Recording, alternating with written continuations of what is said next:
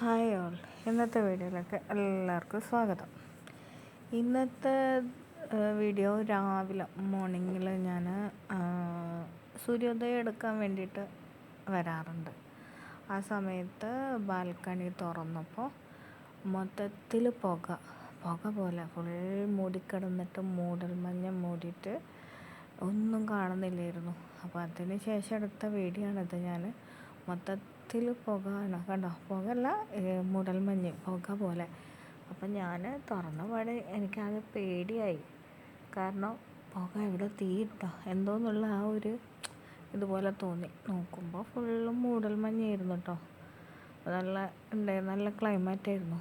അപ്പം ഞാൻ വിചാരിച്ചിന്ന് സൂര്യൻ ഉദിക്കാൻ എന്തായാലും നേരം വൈകുന്നു.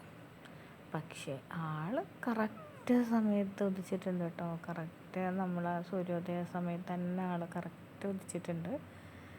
എന്താ പറയുക, നല്ല ഒരു ക്ലൈമറ്റായിരുന്നു. അപ്പോൾ നല്ല മഞ്ഞുണ്ടായിട്ട് പുകമഴ ആകുമ്പോൾ ഒരു നല്ല രസമാണല്ലോ കാണാൻ. ഒന്നും കാണുന്നില്ലായിരുന്നു. ഇപ്പോൾ കുറച്ച് കാണുന്ന സമയത്ത് ഞാൻ വീഡിയോ എടുത്തത് കണ്ടോ. മൊത്തം ആകാശം മൊത്തം പുക പോലെ നല്ല മൂടൽമഞ്ഞായിരുന്നു.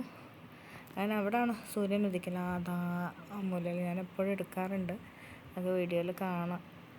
അപ്പോൾ അതാ നമ്മൾ പൂച്ചയാണത് കയറിയിരുന്ന് മുപ്പത്തേക്ക് എപ്പോഴും ബാൽക്കണിയിലിരുന്ന് കാഴ്ച കാണണം. എനിക്കാണെങ്കിൽ ഭയങ്കര പേടിയാണ്. ഇത് മുകളിൽ കയറിയിരുന്നാൽ എല്ലാവരും പറയും വീണു പോകുമെന്ന്.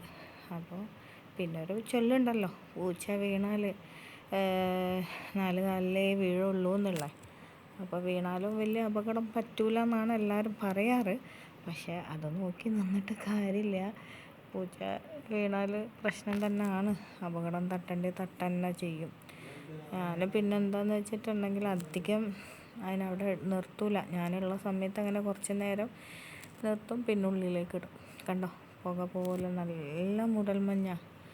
നല്ല രസമാണ് കാണാൻ കേട്ടോ.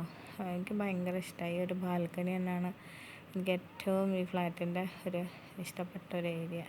ഇവിടെ നിന്ന് കാഴ്ച കാണാനും വീഡിയോ എടുക്കാനും ലൈവ് ഇടാനും ഒക്കെ എനിക്ക് നല്ലൊരു മൈൻഡ് ഫ്രഷ് ആവാറുണ്ട്.